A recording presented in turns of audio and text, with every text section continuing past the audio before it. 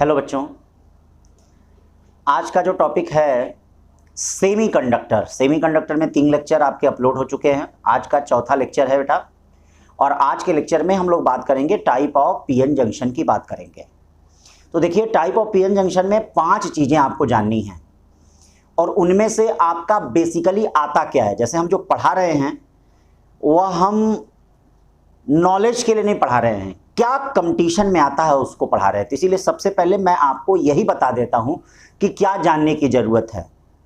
तो 5 चीज़ें बेटा हैं इसमें। पहला रेक्टिफायर का फॉर्म, दूसरा एलईडी का फॉर्म, तीसरा जेनर डायोड का, और सोलर सेल का, और फोटो डायोड का। इनमें आपको सबका कौन कौन बाइसिंग है, कौन फॉरवर्ड बाइसिंग है, कौन रिवर्स बाइसिंग है, क्या उनके यूज हैं, क्या उनका आईवी कैरेक्टरिस्टिक है, यही पूछा जाता है। जनरली सबका आईवी कैरेक्टरिस्टिक्स बड़ा इंपॉर्टेंट होता है, मतलब करंट और वोल्टेज का उनका प्रैक्टिकल ग्राफ क्या है। आईवी कैरेक्टरिस्टिक का मतलब उनका करंट और वोल्टेज के बीच का प्रैक्टिकल ग्राफ क्या है, ये बड़ा इंपॉर्टेंट है। तो आज के लेक्चर में बच्चा लोग type of PN junction diode में PN junction diode as rectifier, zener diode, LED, photo diode और सोलर सेल, ये टाइप ऑफ पीएन जंक्शन में है। जिसमें सबसे पहली चीज मैं आपको पढ़ाने चल रहा हूं, सबसे पहली बात मैं आपको बताने चल रहा हूं, हाफ वेव रेक्टिफायर। देखिए भाई, एसी को डीसी में बदलने के लिए हाफ वेव रेक्टिफायर का यूज करते हैं। तो जो हाफ वेव रेक्टिफायर होता है वो प्योर डीसी नहीं बनाता है, वह एसी के एक पल्स को गायब कर देता है। जैसे एसी में 2 पल्स होता है, एक ऊपर होता है एक नीचे होता है, तो एक पल्स को वह गायब कर देता है, निगेटिव हाफ साइकिल के पल्स को गायब कर देता है वह। उसके बाद प्योर डीसी बनाने के लिए हम फिल्टर सर्किट का यूज करते हैं, ठीक है, मतलब कैपेसिटर वाला या इंडक्टर वाला यूज करते हैं। तो उसको भी हम आगे अभी बताएंगे। अब हमको क्या हाफ वेव रेक्टिफायर में क्या जानना है, कुछ मुख्य बातें जाननी है। कैसे एसी से डीसी में बदलता है, कैसे एसी से डीसी में बदलता है। फिर दूसरी कुछ बातें जाननी है इसमें, कैसे उनका आउटपुट करंट होता है, कैसे उनका एफिशिएंसी होता है, क्या फॉर्म फैक्टर होता है, क्या रिपल फैक्टर होता है, क्या रिपल फ्रीक्वेंसी होती है। ये सब चीजें भी हमको जाननी है, ठीक है। जैसे रिपल का मतलब जिसमें एसी और डीसी दोनों वेव मिक्स होती हैं उसको रिपल कहते हैं। तो उनका फैक्टर क्या है, उसको रिपल फैक्टर कहा जाता है। रिपल फ्रीक्वेंसी जो होती है, मतलब जो दोनों वेव मिक्सचर, जहां मिक्सचर वाली वेव होती है उनको रिपल कहा जाता है। जैसे पानी में नहीं, पानी के सरफेस पे जो उत्पन्न होती हैं तरंगे, तो उसमें दोनों होती हैं लॉन्गिट्यूडनल और ट्रांसवर्स, इसलिए उसको रिपल वेव कहते हैं। क्या कहते हैं, रिपल वेव कहते हैं। तो यहां पर भी उसी तरह से बेटा, यहां पे ये देखिए हाफ वेव रेक्टिफायर है, ये आपका क्या है, इनपुट एसी है। क्या है, ये इनपुट एसी है, ध्यान दीजिएगा, ये इनपुट एसी है। और ये देखिए ये ट्रांसफार्मर है, भाई ट्रांसफार्मर ही तो एसी को इधर उधर चेंज करता है। और देखिए इसी से आपका ये क्या है, ये पीएन जंक्शन डायोड बना हुआ है। मान लीजिए पीएन जंक्शन डायोड का नेग्लिजिबल भी हो सकता है रेजिस्टेंस, या इसका रेजिस्टेंस हो भी सकता है, आरडी हो सकता है। और ये आउटपुट डीसी है, इसमें ये आउटपुट डीसी है। मान लीजिए क्या होता है, यहां पर ध्यान दीजिए, ये इस प्रकार से आपका इनपुट एसी होता है। ये देखिए इस प्रकार से इनपुट एसी होता है, ये देखिए इनपुट एसी इस प्रकार से होता है। ये प्लस होता है, ये माइनस होता है, ये प्लस होता है और ये माइनस होता है। इस प्रकार से इनपुट एसी होता है। ये देखिए इनपुट एसी, यानी ये जो हो गया इनपुट एसी हो गया, इनपुट एसी हो गया, ठीक है भाई। तो ये देखिएगा इस तरह से इनपुट एसी हो गया, और ये क्या हो जाएगा आपका आउटपुट डीसी हो जाएगा, आउटपुट डीसी हो जाएगा। तो अब ये देखिए आउटपुट डीसी हो जाएगा। तो अब यहां पे क्या है, 2 तरह की चीजें चल रही हैं during positive half cycle, during negative half cycle. 2 cycle हैं। जैसे देखिए एक एसी का पॉजिटिव हाफ साइकिल है और एक इसका नेगेटिव हाफ साइकिल है। तो मतलब ड्यूरिंग पॉजिटिव हाफ साइकिल और ड्यूरिंग नेगेटिव हाफ साइकिल। तो चलिए भाई देखते हैं सबसे पहली चीज, ठीक है, यहां क्या है, ठीक है, ड्यूरिंग पॉजिटिव हाफ साइकिल। तो पॉजिटिव हाफ साइकिल क्या हो जाएगा, जब पॉजिटिव हाफ साइकिल होगा तो ये वाला सिरा ये प्लस होगा और ये वाला क्या होगा, माइनस होगा। इसका मतलब ये डायोड जो होगा वो फॉरवर्ड बाइस होगा। अगर ये डायोड फॉरवर्ड बाइस होता है, इसका मतलब आउटपुट सिग्नल ऑप्टेन। इसका मतलब डायोड क्या होगा, ये देखिएगा, डायोड जो होगा वह फॉरवर्ड बाइस होगा। और अगर डायोड फॉरवर्ड बाइस है तो यानी क्या हो गया, आउटपुट सिग्नल जो होगा, ध्यान दीजिएगा, आउटपुट सिग्नल जो है वह क्या करेंगे, आप ऑप्टेंड करेंगे। ये ध्यान दीजिएगा, आउटपुट सिग्नल क्या करेंगे, ऑप्टेंड करेंगे। ठीक है, यानी आउटपुट सिग्नल आप ऑब्टेन करेंगे, ये ध्यान दीजिएगा, आउटपुट सिग्नल ऑब्टेन करेंगे। तो इस प्रकार से ऐसे हो गया ये, यानी ये आपको मिलेगा, ठीक है। फिर ड्यूरिंग नेगेटिव हाफ साइकिल, ध्यान दीजिएगा, during negative half cycle, during negative half cycle क्या हो जाएगा, ध्यान देना, ड्यूरिंग नेगेटिव हाफ साइकिल यानी नेगेटिव हाफ साइकिल। अब बच्चा लोग नेगेटिव हाफ साइकिल में ये वाला माइनस हो जाएगा और ये वाला प्लस हो जाएगा, ध्यान देना, ये वाला माइनस हो जाएगा, ये वाला प्लस हो जाएगा। तो जब ये माइनस हो जाएगा तो अब ये देखो, ये जो डायोड है वो रिवर्स बाइस हो जाएगा। इसका मतलब डायोड क्या हो जाएगा, यानी डायोड जो होगा वो डायोड रिवर्स बाइस होगा। क्या होगा, रिवर्स बाइस होगा। और डायोड अगर रिवर्स बाइस होगा तो आउटपुट सिग्नल ऑब्टेन होगा कि नहीं, output signal not obtain, output signal not obtained. ये देखिएगा, आउटपुट सिग्नल जो है वो ऑब्टेन नहीं होगा। यानी क्या कहने का मतलब है, इसका देखिए आउटपुट सिग्नल यहां पे ऑब्टेन हो रहा, लेकिन क्या इसका आउटपुट सिग्नल ऑब्टेन होगा, नहीं होगा। क्या इसका आउटपुट सिग्नल ऑब्टेन होगा, नहीं होगा। फिर ये देखिए, ध्यान दीजिए, ये वाला फिर अब साइकिल बार बार चलती रहेगी, तो फिर ये पॉजिटिव हाफ साइकिल में ये डायोड फॉरवर्ड बाइस होगा। अगर ये डायोड फॉरवर्ड बाइस होगा तो इसका मतलब आउटपुट सिग्नल यहां पे ऑब्टेन होगा कि नहीं, आउटपुट सिग्नल, तो आउटपुट सिग्नल ऑब्टेन होगा। तो ये देखिए इस प्रकार से यहां पे ये फिर ये आउटपुट सिग्नल ऑब्टेन होगा कि नहीं, ये देखिए आउटपुट सिग्नल यहां पे ऑब्टेन होगा। फिर यहां पर आपका नहीं ऑब्टेन होगा। तो इस प्रकार से आप देख रहे हैं हाफ वेव रेक्टिफायर से ये रिपल वेव, मतलब अभी इसमें एसी और डीसी दोनों मिक्सचर है, ऐसा नहीं है कि ये प्योर डीसी है, प्योर डीसी नहीं है, रिपल वेव आप क्या है प्राप्त कर ले रहे हैं। फिर यहां पर फिल्टर सर्किट का प्रयोग करके हम प्योर डीसी को ऑब्टेन कर सकते हैं, ठीक है। तो अभी फिल्टर सर्किट के बारे में हम आगे बताएंगे, कैपेसिटर और इंडक्टर को कैसे जोड़ा जाएगा कि वहां पर हम इसको पाएंगे। अब हम क्या करते हैं, इसमें कुछ छोटी छोटी बातों को और देख लेते हैं, छोटे छोटे फार्मूले हैं, जरा ये देख लेते हैं। ये देखिए, इनपुट एसी और आउटपुट डीसी के पल्स रेशियो क्या होगा, ठीक है, इसको मिटाते हैं। रेशियो ऑफ पल्स, देखिएगा, ध्यान दीजिएगा, रेशियो ऑफ पल्स, ये क्या करने का मतलब है, रेशियो ऑफ पल्स क्या, इनपुट एसी अपॉन क्या, आउटपुट डीसी, ये क्या हो जाएगा, ये पहली चीज इसमें देख रहे हैं। तो ये देखिए, इनपुट एसी और आउटपुट पल्स का रेशियो 2:1 होता है। आप देख रहे हैं इसमें दो पल्स हैं तो एक ही पल्स बन रहा है, तो इनपुट पल्स और आउटपुट पल्स का रेशियो 2:1 होता है। फिर इसमें एवरेज करंट क्या होती है, ये देखिएगा, आई एवरेज, या इसी को आई डीसी भी कहते हैं, या इसी को आउटपुट भी कहते हैं, कई नाम हैं इसके। ये कितना होता है, तो ये होता है आई नॉट अपॉन पाई, या अगर वोल्टेज में है तो वी नॉट अपॉन पाई, दोनों के लिए सही है। फिर एक इसमें होता है आरएमएस करंट होता है, आरएमएस, ये देखिए आरएमएस करंट क्या है, इसका होना मैं नहीं बता रहा हूं, कहां से आ रहा है कैसे, मैं डायरेक्ट आपको बता दे रहा हूं, ठीक है, जरूरत भी नहीं है, ये कभी कभार पूछा जाता है लेकिन जानना जरूरी है, इंपॉर्टेंट है। आई आरएमएस जो होता है वो कितना होता है, आई नॉट अपॉन 2 होता है, यहां ध्यान दीजिएगा, आई नॉट अपॉन 2 होता है। फिर अब यहां पर एक चीज आती है, फॉर्म फैक्टर क्या होता है, ध्यान दीजिएगा, फॉर्म फैक्टर क्या होता है, तो फॉर्म फैक्टर जो होता है आई एवरेज अपॉन आई आरएमएस होता है, ठीक है। चलिए भाई फॉर्म फैक्टर देखते हैं। फोर्थ क्या है, फॉर्म फैक्टर, ये देखिए फॉर्म फैक्टर क्या होता है, फॉर्म फैक्टर जो है आई एवरेज अपॉन आई आरएमएस क्या होता है, तो आई एवरेज अपॉन आई आरएमएस, ठीक है, ये आपका क्या हो गया, यहां से फॉर्म फैक्टर हो गया, ध्यान दीजिएगा।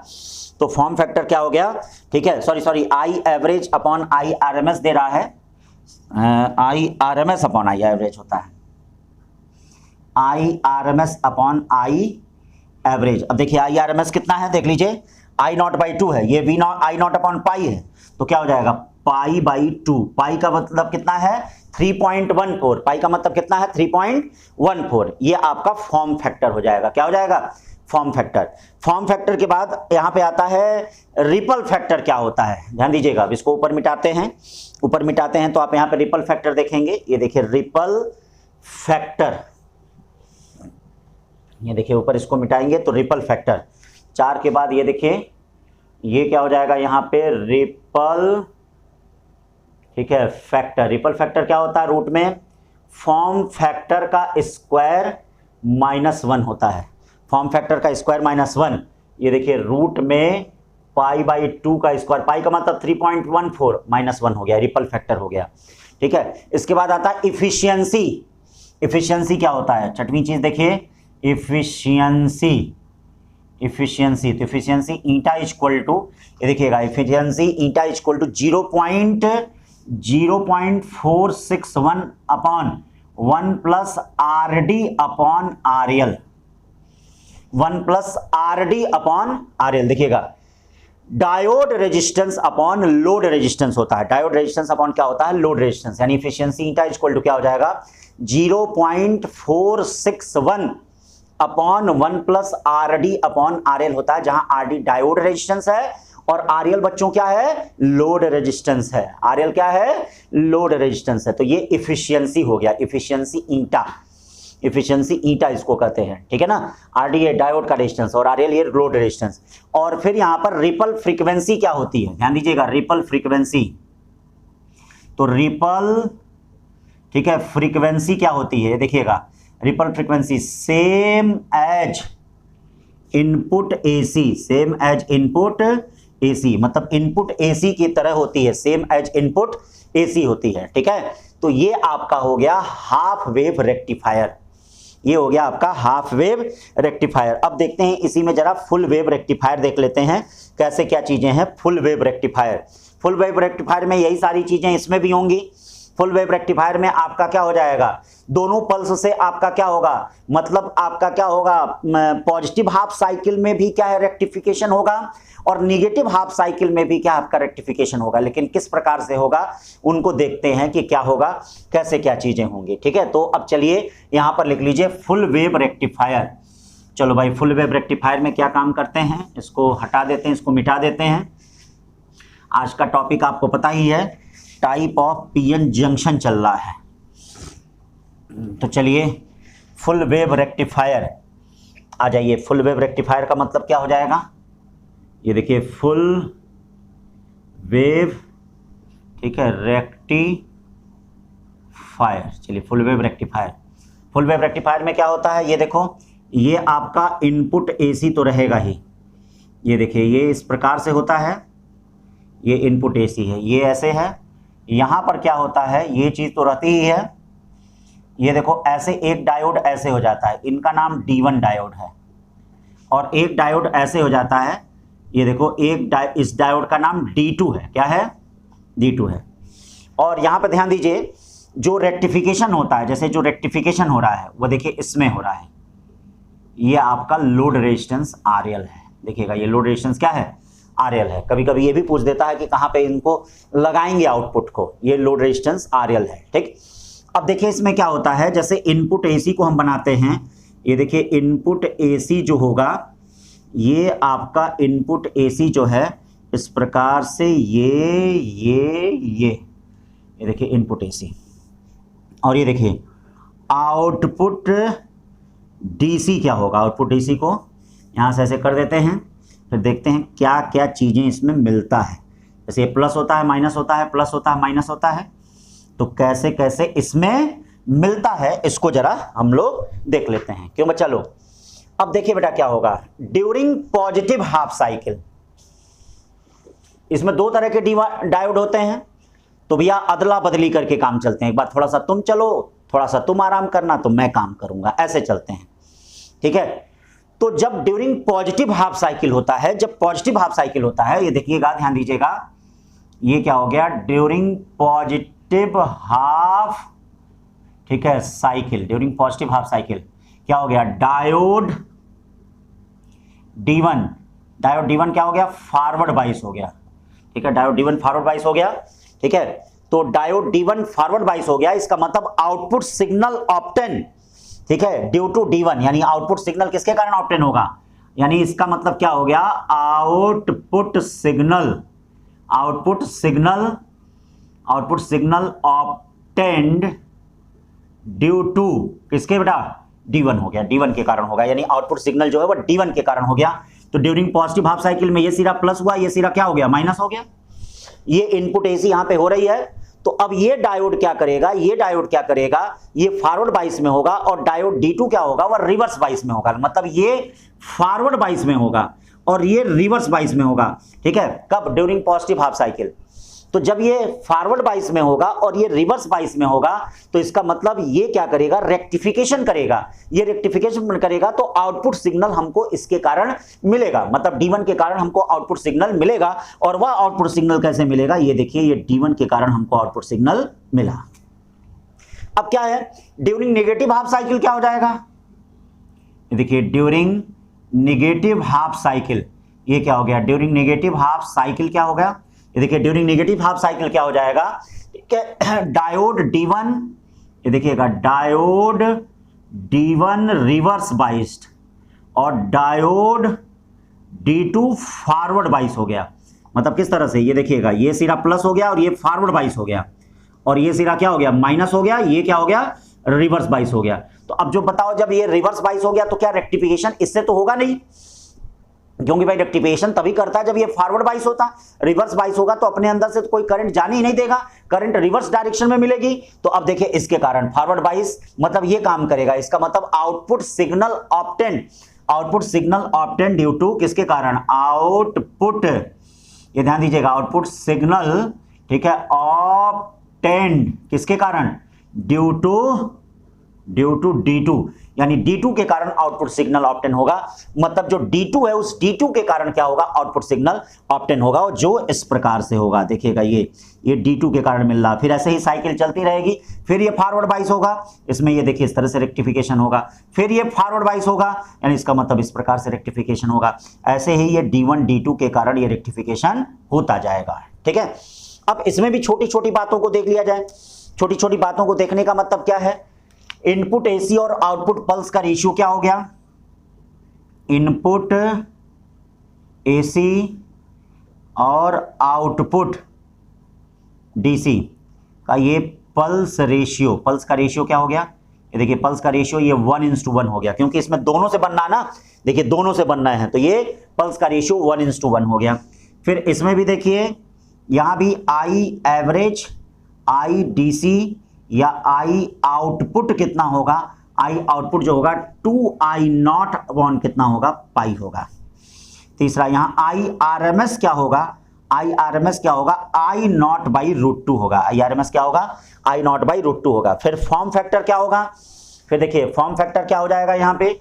ये देखो, फॉर्म फैक्टर, ये देखना भैया, फॉर्म फैक्टर क्या होगा? I RMS upon I average, ठीक है, I RMS upon I average, यानी पाई अपॉन 2√2 हो जाएगा, पाई अपॉन 2√2 हो जाएगा। फिर रिपल फैक्टर क्या होगा? ध्यान दीजिएगा, रिपल फैक्टर, ये देखिए, रिपल फैक्टर क्या होगा? रूट में फॉर्म फैक्टर का स्क्वायर -1 या रूट में पाई अपॉन 2√2 का होल स्क्वायर, पाई का मतलब 3.14 -1। इफिशियंसी क्या हो जाएगी? Eta equal to 0.812 upon 1 plus RD upon RL, जहां RD डायोड का रेजिस्टेंस है और RL लोड का रेजिस्टेंस है। अगर इसका रेजिस्टेंस नहीं दिया है, RD 0 दिया है, तो इसका मतलब एफिशिएंसी 0.812 या 81.2% होगा। ऐसे हो सकता है, ठीक है।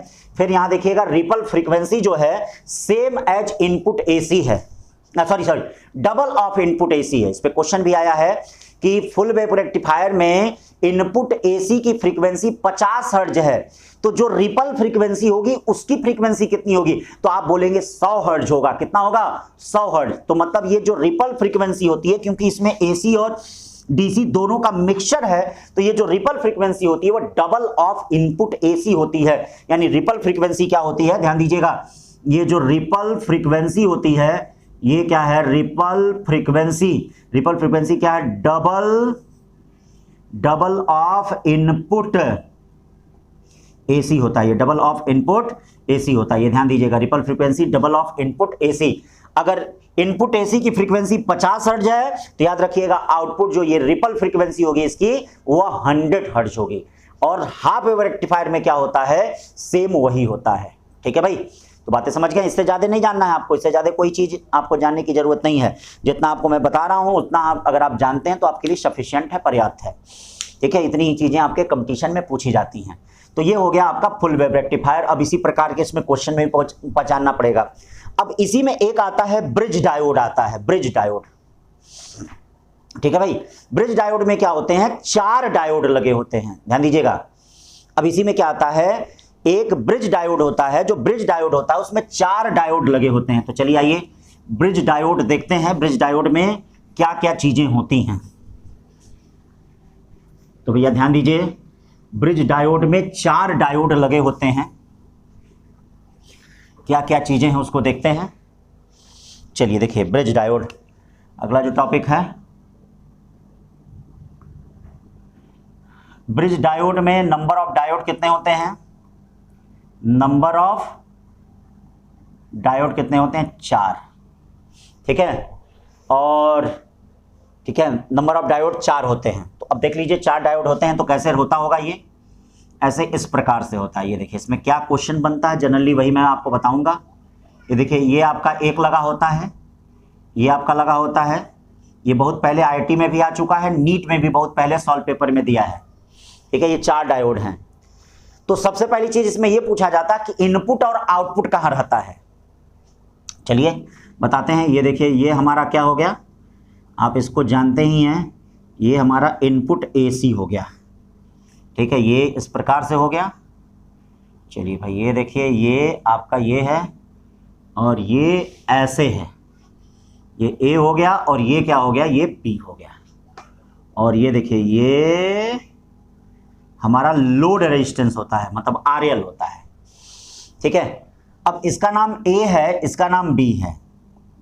अब इसमें एक क्वेश्चन तो ये बनता है, पहला क्वेश्चन तो ये बनता है 4 डायोड ऐसे बना के दे देगा और कहेगा किन के बीच इनपुट लगाएंगे, किन के बीच आउटपुट लगाएंगे। मतलब ए और बी के बीच में आपका इनपुट है और बी और डी के बीच में आपका क्या है, बी और डी के बीच में, इसको पी मान लेते हैं, पी और ये क्यू, और बी और डी के बीच में आपका आउटपुट आरएल है। क्यों भाई, बी और डी के बीच में आपका आउटपुट क्या है, आरएल है। ध्यान दीजिएगा, बी और डी के बीच आपका आउटपुट क्या है, आरएल है। ए और बी के बीच में है और बी और डी के बीच में आपका आउटपुट क्या है, आरएल है। फिर आपसे ये दूसरा क्वेश्चन इसमें पूछा जाता है कि during positive half cycle BD में करंट की दिशा कैसे होगी, और during negative half cycle BD में करंट की दिशा क्या होगी। तो चलिए चलते हैं, देख लेते हैं कि ड्यूरिंग पॉजिटिव हाफ साइकिल में क्या होगा, कैसे होगा। देखो भाई, during positive half cycle, during positive half cycle में पी क्या होगा, प्लस होगा, और क्यू क्या होगा, माइनस होगा। चलिए भाई इन बात को ध्यान दीजिएगा, पहली बात। ठीक है, अब देखिए P प्लस होगा, ये P प्लस होगा और Q क्या होगा, माइनस होगा। तो जब P प्लस होगा तो याद रखो ये भी प्लस होगा, ये भी प्लस होगा, और ये क्या होगा, माइनस होगा। अब जरा ये देख लो कौन फॉरवर्ड बाइस हो रहा है और कौन रिवर्स बाइस हो रहा है बेटा। तो बच्चा लोग ये देखिए, जब इससे ये प्लस जुड़ा होता है, ये देखिए जब इससे ये प्लस जुड़ा होगा तो याद रखिएगा ये फॉरवर्ड बाइस होता है। क्या होता है, ये फॉरवर्ड बाइस होता है। और एन टाइप से अगर प्लस जुड़ा होता है तो ये ध्यान दीजिएगा ये क्या होता है, ये रिवर्स बाइस्ड होता है। भाई इससे अगर ये प्लस जुड़ा होता है तो ये क्या होता है, रिवर्स बाइस्ड होता है। ये ध्यान देना, अगर इससे जुड़ा होता है तो ये रिवर्स बाइस होता है, ये रिवर्स बाइस होता है। फिर देखो ये माइनस है, माइनस है, ये बोलो भाई, ये वाला क्या है, माइनस है। तो अगर ये माइनस इससे जुड़ा हुआ है, ये देखिएगा ये माइनस अगर इससे जुड़ा हुआ है तो क्या है, अगर माइनस इससे जुड़ा हुआ है, देखिएगा ये माइनस अगर इससे जुड़ा हुआ है तो ये रिवर्स बाइस है, और ये वाला क्या है, ये फॉरवर्ड बाइस है। देखिए माइनस अगर एन टाइप से जुड़ा होता है तो फॉरवर्ड बाइस होता है, इसको मैं पहले ही क्लास में बता चुका हूं।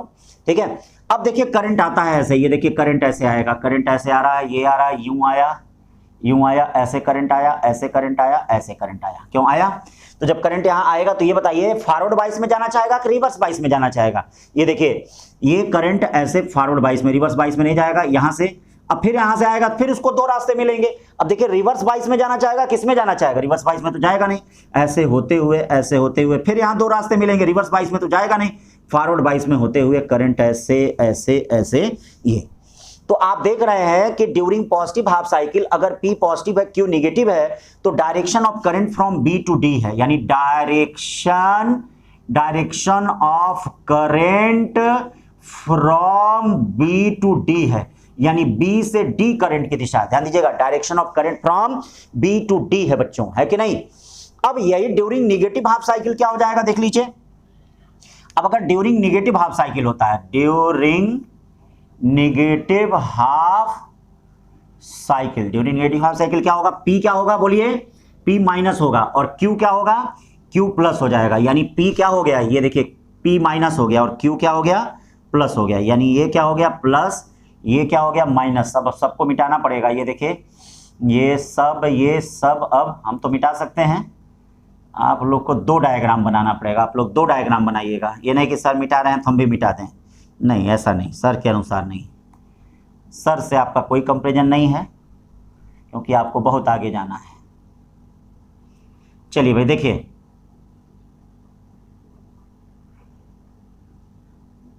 इस तरह से ये डायरेक्शन हो गया। अब क्या हो गया, during positive negative half cycle में सीधा प्लस हो गया, तो करंट अब ऐसे जाएगा, यहां आएगा। पहले देख लेते हैं कौन फॉरवर्ड बाइस कौन रिवर्स बाइस। ये अगर प्लस है तो बच्चा लोग ये रिवर्स बाइस्ड है, और सॉरी ये फॉरवर्ड बाइस है और ये रिवर्स बाइस है, ठीक है। अब ये देखिए ये नेगेटिव है तो ये वाला कौन सा होगा, ये डायोड कौन सा हो जाएगा बच्चों, ये देखिए अगर ये नेगेटिव है तो पी टाइप नेगेटिव से जुड़ा है, अगर पी टाइप नेगेटिव से जुड़ा होगा तो ये रिवर्स बाइस्ड होगा। ये देखिएगा ये रिवर्स बाइस्ड होगा, क्या होगा, ये रिवर्स बाइस्ड होगा। उसी तरह से ये देखिए माइनस में है तो माइनस में एन वाला अगर माइनस से जुड़ा हुआ है तो ये क्या हो जाएगा, ये फॉरवर्ड बाइस हो जाएगा। मतलब अब करंट कैसे आएगी, ये देखिए करंट अब ऐसे आएगी, ऐसे आएगी, यहां से दो रास्ते मिलेंगे। क्या इधर से करंट जाएगी, रिवर्स बाइस से तो करंट जाएगी नहीं, तो करंट जाएगी कैसे, फॉरवर्ड बाइस से जाएगी। क्यों, करंट फॉरवर्ड बाइस से जाएगी, ये देखिए फॉरवर्ड बाइस से जाएगी। अब यहां फिर उसको दो रास्ते मिलेंगे, ठीक है, रिवर्स बाइस में तो करंट जाएगी नहीं। आप देख रहे हैं कि इधर से आएगी, इधर से ऐसे आते हुए करंट ऐसे आते हुए करंट ऐसे चली जाएगी। तो आप देख रहे हैं आइदर पी पॉजिटिव और P negative direction of current in load resistance always from B to D. यानी क्या कहने का मतलब है, आइदर पी पॉजिटिव और negative direction of current in output resistance output resistance कहां से, always from B to D, always from B to D. यानी इसमें भी डायरेक्शन ऑफ करंट क्या हो जाएगा, डायरेक्शन ऑफ करंट हो जाएगा बी टू डी हो जाएगा। ये ध्यान दीजिएगा, डायरेक्शन ऑफ करंट जो हो जाएगा वो बी टू क्या, डी हो जाएगा। यानी करंट का जो डायरेक्शन हो जाएगा वो बी से डी में रहेगा। ठीक है भाई, बात समझ रहे हो ना। तो ये आपका ब्रिज डायोड हो गया, क्या हो गया, ये ब्रिज डायोड। यानी पहला यूज हमने आपको बता दिया, पहला यूज जो है आपका, ठीक है, क्या हो गया, half wave rectifier and full wave rectifier की तरह। अब चलते हैं दूसरा एप्लीकेशन जीनर डायोड की तरह। चलो भाई दूसरा एप्लीकेशन चलते हैं जीनर डायोड की तरह। चलो बच्चों देख लेते हैं जीनर डायोड में किस प्रकार से यूज होता है, क्या चीजें हैं जेनर डायोड। चलो आ जाओ, जेनर जेनर डायोड में किस प्रकार से यूज होता है, आ जाओ। अब देखो इसमें दो तीन बातें याद रखनी है कि मतलब उनका यूज क्या है, उनका एप्लीकेशन क्या है, यही सब बातें याद रखनी है। तो जेनर डायोड बेटा ये क्या होता है, रिवर्स बाइस होता है। दिमाग में बैठा हो, जेनर डायोड रिवर्स बाइस होता है। घरों में आपके जो एसी का, आपके फ्रिज का जो स्टेबलाइजर होता है या पंखे में जो रेगुलेटर होता है वह इसी प्रिंसिपल पे काम करता है, जेनर डायोड पे काम करता है। मतलब रेगुलेटर नहीं कह सकते हैं, लेकिन हाँ वोल्टेज को रेगुलेट करने के काम में आता है, कह सकते हैं एक तरह से। ठीक है, तो जो स्टेबलाइजर होता है, खास करके स्टेबलाइजर में जब ज्यादा वोल्टेज होता है तो देखते हैं ऑटो कट हो जाता है और आपका इंस्ट्रूमेंट, आपका एसी, आपका पंखा, आपका जो भी जुड़ा होगा उससे वो बच जाता है। तो बच्चों यहां याद रखिएगा जेनर डायोड जो होता है वो रिवर्स बाइस्ड होता है, रिवर्स बाइस्ड पे जेनर डायोड काम करता है। और जेनर डायोड का जो सिंबल होता है, देखिएगा जो सिंबल होता है, सिंबल इस प्रकार से होता है। ये देखिए, ये पीएन जंक्शन के रिवर्स बाइस्ड पे होता है, ये इसका सिंबल होता है। थोड़ी सी इसकी मूंछ टेढ़ी होती है इस तरह से, एक उठी होती है एक नीचे होती है। ठीक है, तो इस तरह से इसका सिंबल होता है। पहली बात सिंबल जानना है। यूज क्या है इसका, कई बार तो नीट में ही पूछ दिया है यूज, ठीक है, एज वोल्टेज स्टेबलाइजेशन और वोल्टेज रेगुलेटर, इसकी तरह यूज होता है। अब जेनर डायोड में ठीक है। जिनर डायोड में सबसे पहले जरा सर्किट इनका देख लेते हैं, इनका मतलब सिंपल सर्किट देख लेते हैं। पहली चीज सिंपल सर्किट देख लेते हैं, इनका सिंपल सर्किट मतलब घरों में कैसे ये यूज होता है क्या। तो ये देखो, ये आउटपुट वोल्टेज होता है, ये सारा हम आपको अभी हम डीसी पढ़ा रहे हैं, एसी नहीं पढ़ा रहे हैं। और ये मान लीजिए कोई इस सर्किट का रेजिस्टेंस हो गया, ये R0 हो गया, और ये देखिए ये जिनर डायोड यूज हो गया, ये जिनर डायोड यूज हो गया, और ये देखिए लोड रेजिस्टेंस हो गया। जैसे आपके घर में टेलीविजन चल रहा है, चाहे आपके घर में क्या है एसी चल रहा है, तो ये लोड रेजिस्टेंस RL आपके ये हो गया, RL आपका ये हो गया, ठीक है। अब देखिए है क्या, आपके घर में जो एसी चलता है या आपके घर में, ठीक है बच्चों ध्यान दीजिएगा, आपके घर में जो एसी चलता है या आपके घर में कुछ भी चलता है, तो जो इस स्टेबलाइजर मतलब जो जेनर डायोड के क्रॉस पोटेंशियल होता है, वही पोटेंशियल आपका लोड रेजिस्टेंस के क्रॉस भी होता है। ये बात समझ रहे हैं ना, जो पोटेंशियल आपका इसके क्रॉस होता है वही पोटेंशियल आपका इसके क्रॉस भी होता है। तो मान लीजिए इस जेनर डायोड के क्रॉस जो पोटेंशियल है, इस जेनर डायोड के क्रॉस जो पोटेंशियल है वो V0 है, तो जो पोटेंशियल इसके क्रॉस होगा वही पोटेंशियल इंस्ट्रूमेंट के भी क्रॉस होता है, ठीक है। अगर मान लीजिए 240 की सप्लाई है, लेकिन स्टेबलाइजर में 220 वोल्ट आ रहा है, तो याद रखिए इंस्ट्रूमेंट के क्रॉस 220 वोल्ट ही होगा। तो अब बताओ थोड़ा सिंपल सर्किट से, किरचॉफ्स लॉ से ये जानो, अगर ये V हो गया, ये V0 हो गया, तो इसके क्रॉस वोल्टेज कितना होगा, इसके cross voltage V minus V0 होगा। बोलो भाई होगा कि नहीं, बड़ा इंपॉर्टेंट इस पे क्वेश्चन आता है। इसके क्रॉस जो वोल्टेज होगा वो V माइनस V0 होगा। अब देखिए यहां से करंट इस प्रकार से आ रही है, ऐसे करंट आ रही है, ऐसे करंट आ रही है। करंट देखिए दो पार्ट में जाएगी, इसमें आपका करंट कौन जाएगा, IZ जाएगा, और इसमें कौन करंट जाएगा, IL करंट जाएगा, जाएगा कि नहीं, ठीक है भाई। एकदम सेम जो कॉन्सेप्ट बता रहे हैं इसी पे देखिए क्वेश्चन आया है और इसी पे भविष्य में आएगा भी, ठीक है। तो I इक्वल टू, जब आप किरचॉफ के पहले नियम से चलेंगे तो इसमें से जो करंट आई जा रहा है यही IZ प्लस IL के बराबर है। तो चलो भाई I इक्वल टू क्या हो जाएगा, I इक्वल टू क्या होगा, IZ प्लस क्या हो जाएगा, IL हो जाएगा।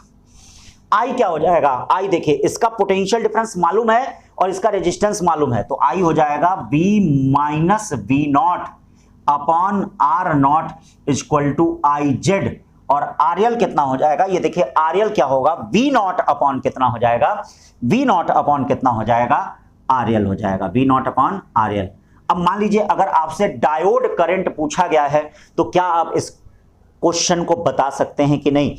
आपसे मान लीजिए V0 पूछा गया है तो क्या आप V0 बता सकते हैं कि नहीं। आपसे अगर सोर्स वोल्टेज पूछा गया है तो भी इस फार्मूले से बता सकते हैं कि नहीं। तो इस तरह का कॉन्सेप्ट का क्वेश्चन एक बड़ा इंपॉर्टेंट होता है, जो बहुत ही इंपॉर्टेंट होता है, उसको जरा ध्यान दीजिए। क्वेश्चन जो नीट का आया हुआ है, नीट में भी है और ऐसा क्वेश्चन आपका जेई में भी है। अभी जेई में 2018 के ऑनलाइन में भी था, दोनों में है, 2018 के ऑनलाइन में भी है, तो दोनों में जो आया हुआ क्वेश्चन है जरा इसको हम लोग क्या है कर लेते हैं। तो चलिए भाई ये जो क्वेश्चन आया हुआ है जरा इसको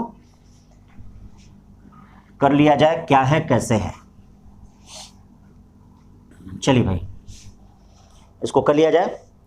जो नीट का आया हुआ क्वेश्चन है, ये देखिए नीट का आया हुआ क्वेश्चन है, नीट का आया हुआ क्वेश्चन है। ये आपका इस प्रकार से है, ये रेजिस्टेंस है, ये आपका ऐसे है, ये आपका लोड रेजिस्टेंस है। RL की वैल्यू जो दी गई है 1 किलो ओम दी गई है। कितनी दी गई है, 1 किलो ओम दी गई है। और ये R0 की वैल्यू जो दी गई है वो 250 ओम दी गई है, 250 ओम दी गई है। और ये जो दिया गया है ये आपका 20 वोल्ट दिया है और ये 15 वोल्ट दिया है। करा कि आप इसमें IZ निकालिए, क्या निकालिए, IZ निकालिए, IZ आपको निकालना है, ठीक है। इसी तरह का देखिएगा सर्किट को बदल के ऐसे ही जेई में भी कुछ मतलब यही है कि इकलौता टाइप का क्वेश्चन होता है जो बोर्ड में, जेई में, नीट में, चूंकि IIT में है नहीं, ठीक है, IIT के सिलेबस में है नहीं, हर जगह पूछा जाता है। ये इकलौता टाइप का क्वेश्चन होता है इसमें, ठीक है बेटा। तो इकलौता टाइप का क्वेश्चन होता है इसमें जो सब में पूछा जाता है। अब देखिए है क्या, फिर वही काम, आप ये देखिए ये 20 है, ये 15 है, तो इसके क्रॉस भी 15 वोल्ट होगा। और ये बताइए अगर 20 है, ये 15 है, तो इसके क्रॉस क्या होगा, 20 माइनस 15 कितना हो जाएगा, 5 वोल्ट हो जाएगा। क्यों 5 वोल्ट हो जाएगा कि नहीं, 20 माइनस 15 5 वोल्ट हो जाएगा। अब यहां से देखिए ये करंट I आएगा, यही करंट आपका IZ हो जाएगा, इसमें क्या हो जाएगा, IL हो जाएगा। तो बताइए भाई क्या हो जाएगा, यानी I इक्वल टू क्या होगा, IZ प्लस IL हो जाएगा। ध्यान दीजिएगा I equal to IZ plus कितना, I equal to I Z plus I L. अब देखिए आई कितना हो जाएगा, आई कितना हो जाएगा, आई जो होगा वो 5/250 हो जाएगा, आपको आई जेड निकालना है। आई एल कितना हो जाएगा, 15/1000 हो जाएगा, ठीक है। या आई जेड इक्वल टू क्या हो गया, 5/250 माइनस 15/1000, ठीक है, 15/1000। या आई जेड इक्वल टू कितना हो जाएगा, ठीक है, आई जेड इक्वल टू 5/1000 यानी 5 मिली एम्पियर हो जाएगा। कितना हो जाएगा, ठीक है, 4 से ऊपर नीचे मल्टीप्लाई किया, 20 में से 15 जाए 5/1000 यानी 5 × 10 5 मिली एम्पियर, यानी आई जेड जो डायोड करंट हो गई, मतलब इसमें जो करंट हो गई आई जेड इक्वल टू कितनी हो गई, 5 मिली एम्पियर, ठीक है, 5 मिली एम्पियर हो गया। अब इसका जरा आईवी कैरेक्टरिस्टिक देख लिया जाए। अगली चीज क्या है, ये तो आपका एक क्वेश्चन का फॉर्म हो गया। अब इसका जरा आईवी कैरेक्टरिस्टिक देख लें। चलिए भाई, सब छोटी छोटी बातें जो बताई जा रही हैं उनको ध्यान दीजिए, वही इसका क्वेश्चन बनेगा और कुछ नहीं बनेगा। अब आईवी कैरेक्टरिस्टिक क्या हो जाएगा, चलो भाई आईवी, ठीक है, आईवी कैरेक्टरिस्टिक क्या होगा, आईवी कैरेक्टरिस्टिक का मतलब करंट और वोल्टेज के बीच का प्रैक्टिकली ग्राफ। तो एनसीईआरटी में इसका जो आईवी कैरेक्टरिस्टिक दिया है उसमें फॉरवर्ड बाइस भी बनाया हुआ है, फॉरवर्ड और रिवर्स बाइस भी दोनों बनाया है। तो मान लीजिए ये करंट हो गया, ये वोल्टेज हो गया, तो ये आपका ये फॉरवर्ड बाइस है, क्यों, और ये आपका ये देखिए रिवर्स बाइस है, रिवर्स बाइस है, ठीक है। तो ये आपका रिवर्स बाइस्ड है, ये ध्यान दीजिएगा, रिवर्स बाइस्ड, और ये आपका क्या है, फॉरवर्ड बाइस्ड, ठीक है। अब इसमें देखिए एक बात याद रखिएगा, जैसे कभी कभी जैसे मैंने आपको एवलांस ब्रेकडाउन और जेनर ब्रेकडाउन में अंतर बताया है, तो मैंने आपको बताया था कि जेनर ब्रेकडाउन जो होता है वह हाई इलेक्ट्रिक फील्ड के कारण होता है, कोवैलेंट बॉन्ड की ब्रेकिंग। और एवलांस ब्रेकडाउन क्या होता है, एवलांस ब्रेकडाउन क्या होता है, एनर्जेटिक, ठीक है, डायनेमिक्स इलेक्ट्रॉन्स अगर कोवैलेंट बॉन्ड को तोड़ते हैं तो उनके कारण जो क्या होता है, कैरियर्स, उनके कारण जो चार्ज कैरियर्स निकलते हैं उसको हम लोग एवलांस ब्रेकडाउन कहते हैं। एवलांस ब्रेकडाउन जो होता है, ठीक है, उसका रिवर्स बाइस वोल्टेज जो होता है वह आपका जेनर ब्रेकडाउन से क्या होता है, ज्यादा होता है। तो मान लीजिए उसको भी हम आईवी कैरेक्टरिस्टिक में दिखा दे रहे हैं। तो आईवी कैरेक्टरिस्टिक में ये बात ध्यान रखिएगा, जो एवलांस ब्रेकडाउन होता है, एवलांस, ठीक है, ब्रेकडाउन, ठीक है, इज ग्रेटर देन क्या, जेनर ब्रेकडाउन, ठीक है, जेनर ब्रेकडाउन, दोनों ये ज्यादा होते हैं। अब इसको देखिए, इसका आईवी कैरेक्टरिस्टिक हम बता रहे हैं, तो ये आपका ऐसे हो गया, ये आपका क्या हो गया, और यहां देखिए ये ऐसे आया और ये ऐसे आया, ये देखिएगा, ये जो है, ये जो वोल्टेज का पॉइंट है इसको हम जेनर वोल्टेज कहेंगे, जेनर क्या कहेंगे, ब्रेकडाउन कहेंगे, क्या कहेंगे, ब्रेकडाउन कहेंगे। और ये वाला जो है ये देखिएगा, ये मतलब एवलांस ब्रेकडाउन होने के लिए वोल्टेज की और अधिक मात्रा होनी चाहिए, तभी तो एनर्जेटिक इलेक्ट्रॉन होंगे। जब वोल्टेज ज्यादा होगा तभी तो क्यू भी होगा, तभी तो एनर्जेटिक होंगे। तो इसीलिए एवलांस ब्रेकडाउन जो होता है वो जेनर ब्रेकडाउन से क्या होता है, ज्यादा होता है। तो ये देखिए एवलांस ब्रेकडाउन है, ये वाला क्या है, ये यहाँ पे एवलांस क्या है, ये ब्रेकडाउन है, ध्यान दीजिएगा, एवलांस ब्रेकडाउन है। तो एवलांस ब्रेकडाउन जो होता है वह ग्रेटर देन क्या होता है, वह जेनर ब्रेकडाउन होता है। तो ये देखिए इससे यहां पे ज्यादा होता है, ठीक है भाई। तो इस प्रकार से ये चीजें हो गई। अब इसमें बेटा इनका जो यूज होता है वह वोल्टेज स्टेबलाइजेशन में, आईवी कैरेक्टरिस्टिक इसका हो गया, ठीक है। इनका जो यूज होता है वह वोल्टेज स्टेबलाइजेशन में होता है, याद रखिएगा, इनका यूज क्या होता है, वोल्टेज स्टेबलाइजेशन में। यूज क्या है इनका, सबका यूज भी देखना है हमको। ये देखिएगा वोल्टेज, ठीक है, स्टेबलाइजेशन में, या एज वोल्टेज रेगुलेटर, क्या होता है, रेगुलेटर की तरह यूज किया जाता है, एज वोल्टेज रेगुलेटर। अब इसमें आउटपुट और इनपुट वोल्टेज के बीच का अगर हम ग्राफ प्लॉट करते हैं तो ये देखिए कैसे मिलता है, आउटपुट और इनपुट वोल्टेज के बीच का ग्राफ। ये देखिए ये आपका क्या है, आउटपुट वोल्टेज, ठीक है, आउटपुट वोल्टेज, अरे भाई आउटपुट वोल्टेज जो उस पे था, और इनपुट वोल्टेज, ये देखिए इनपुट वोल्टेज, ये आपका क्या हो गया, इनपुट वोल्टेज। बात समझ आए ना कैसा, अरे भाई जो सोर्स वोल्टेज रहेगा उसी को इनपुट कहेंगे, और आउटपुट जो जेनर डायोड के क्रॉस होगा, अक्रॉस जेनर डायोड, अक्रॉस जो जेनर डायोड होगा। तो पहले क्या होता है, पहले देखिएगा जैसे हम इनपुट वोल्टेज बढ़ाते हैं वैसे आउटपुट वोल्टेज बढ़ता है इसका। ये देखिए ये बढ़ता बढ़ता बढ़ता बढ़ता, मतलब 100 वोल्ट होगा तो इस पे भी बढ़ेगा।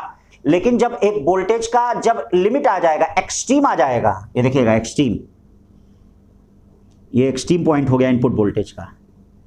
अब इस पे क्या होगा, ये आउटपुट वोल्टेज क्या हो जाता है, कांस्टेंट हो जाता है। मान लीजिए आपके घर में 280 वोल्ट की सप्लाई आ रही है, लेकिन आपका इंस्ट्रूमेंट जो है 240 वोल्ट से ज्यादा नहीं सह पाएगा। तो जो हमारा स्टेबलाइजर क्या करता है, उस 280 वोल्ट को अब नहीं उसके अनुसार बढ़ेगा। अब कहेगा नहीं अब तुम बढ़ो, हम क्या करेंगे, कांस्टेंट कर देंगे। यानी हम वोल्टेज को क्या कर देंगे, कांस्टेंट कर देंगे। हम वोल्टेज को यहां पे क्या करेंगे, कांस्टेंट कर देंगे। तो ये देखिए वोल्टेज यहां पर कांस्टेंट हो जाएगा कि नहीं। तो ये बात आपकी जेनर डायोड की हो गई। इतनी बातें अगर आप जेनर डायोड में याद रखते हैं तो कोई कुछ पूछा नहीं जाएगा एक्स्ट्रा। अब एक चीज थोड़ा सा मिस कर दिया हमने, उसमें जानते हैं कहां, फिल्टर सर्किट में हमने मिस कर दिया। तो चलिए जरा फिल्टर सर्किट बना लेते हैं। फिल्टर सर्किट हमने मिस कर दिया, ठीक है। तो चलो बेटा थोड़ा फिल्टर सर्किट बना लो, ठीक है। फिल्टर सर्किट लिख लो, फिल्टर सर्किट। क्या भाई फिल्टर सर्किट मैंने मिस कर दिया। फिल्टर सर्किट किसका पार्ट है, रेक्टिफिकेशन वाले का पार्ट है। तो फिल्टर सर्किट देखो बच्चों दो प्रकार का होता है। फिल्टर सर्किट दो प्रकार का होता है।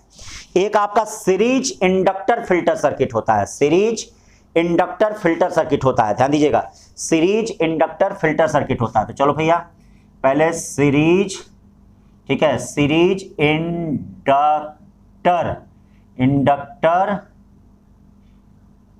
फिल्टर सर्किट बनाते हैं। सीरीज इंडक्टर फिल्टर सर्किट कैसा होता है, देखो इसके लिए फिर वही काम, ये आपका ये सब तो वही रहेगा, सब वही रहेगा, सब वही रहेगा। ये आपका इनपुट एसी हो गया।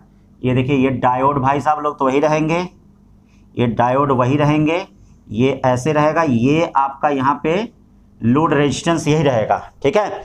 तो जो भी है वह लोड रेजिस्टेंस आपका भाई जैसे भी हो, लोड रेजिस्टेंस यहाँ पे चाहे यहाँ लगाना चाहते हो, चूंकि सीरीज है तो ये देखिएगा ऐसे आप बना सकते हैं। ये देखिए यहाँ पे आपका क्या है, ये आपका इंडक्टर है। क्या है ये,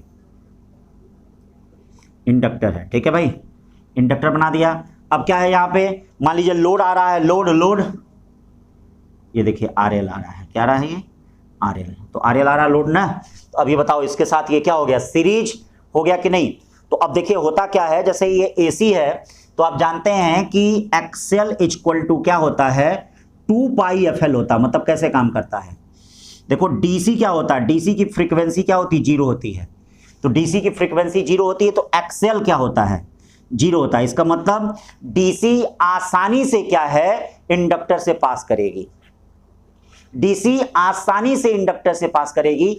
और एसी की फ्रीक्वेंसी होती है तो एसी का एक्सएल ज्यादा होगा, तो एसी आसानी से पास नहीं करती है। तो यहां पर क्या होता है, एसी को रोक लिया जाता है और डीसी आसानी से पास करती है। और इस लोड रेजिस्टेंस में हमको प्योर डीसी क्या है, मिल जाती है। हमको प्योर डीसी क्या है, मिल जाती है। बस समझ रहे हो ना, ठीक है। इस सिद्धांत पे ये काम करता है सीरीज इंडक्टर फिल्टर सर्किट। अब इसी में क्या है, ध्यान दीजिएगा, इसी में क्या है, शंट कैपेसिटर सर्किट। शंट या, ठीक है, शंट का मतलब जिसके पैरेलल में रेजिस्टेंस जोड़ सकें उसको हम शंट कहते हैं। तो ये देखिए होता है शंट, ठीक है, क्या फिल्टर, ठीक है, circuit, shunt capacitor filter circuit. अब इसका डायग्राम क्या होता है, इसका भी डायग्राम इसी प्रकार का होता है। ये देखिए इसी प्रकार से डायग्राम इसका भी होता है। ये आपका ऐसे ऐसे जुड़ गया, ठीक है, और ये देखिए ऐसे हो गया, और ये आपका इस प्रकार से हो गया। ये देखिए यहाँ पे ये आपने ऐसे बनाया, ये आपने ऐसे बनाया, ये इसको कूद कर वायर हुआ है, कूद कर आया, इसमें नहीं बनाया है, कूद कर वायर जुड़ के नहीं आया है, कूद के आया है। तो अब देखिए कूद कर आया है यहाँ पे। अब देखिए ऐसे होता है, यहाँ ये कैपेसिटर होता है, यहाँ क्या होता है, कैपेसिटर। और ये क्या होता है, ये लोड रेजिस्टेंस। तो बताइए पैरेलल में है कि नहीं, इसके पैरेलल में है ना, कैपेसिटर के पैरेलल में। तो इसको क्या कहा जाता है, इसको शंट फिल्टर सर्किट कहते हैं हम इसको।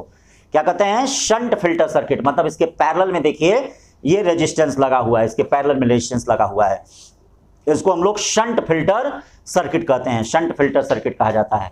अब देखिए क्या होता है, यक्सी क्या होता है, यक्सी इक्वल टू 1/2 पाई एफसी होता है। तो अब देखिए अगर फ्रीक्वेंसी जीरो होगी, फ्रीक्वेंसी जीरो होगी या फ्रीक्वेंसी जीरो होगी, ये देखिए फ्रीक्वेंसी अगर ज्यादा होगी तो यक्सी कम होगी। इसका मतलब ठीक है, कैपेसिटर, कैपेसिटर जो है, कैपेसिटर क्या करता है, कैपेसिटर आपका एसी को आसानी से पास करता है और डीसी को रोक देता है। देखिए कैपेसिटर एसी को आसानी से पास करता है और डीसी को रोक देता है। तो बच्चों ये देखो, अगर ये से ये पास करेगा तो इससे एसी तो आसानी से पास होगी और डीसी को यहीं रोक देगा। तो जब डीसी को रोक देगा तो डीसी आपका किधर चली जाएगी, लोड रेजिस्टेंस में। तो क्या प्योर डीसी यहां पे मिल जाएगी कि नहीं? तो हमको प्योर डीसी यहां पे मिल जाएगी। ठीक है, तो ये हमने full wave, half wave rectification और हमने जेनर डायोड बताया। अब आगे देख लेते हैं फोटो डायोड। फोटो डायोड, अब देखो भाई जेनर डायोड और रेक्टिफिकेशन बता दिए, तीसरा एप्लीकेशन जो है चलते हैं फोटो डायोड पे चलते हैं। फोटो डायोड, अब देखिए मेन जो बातें बता रहे हैं वही जानना है, ज्यादा नहीं। तो फोटो डायोड क्या होता है, ये रिवर्स बाइस्ड होता है। ध्यान दीजिएगा, फोटो डायोड जो होता है वह रिवर्स बाइस्ड होता है।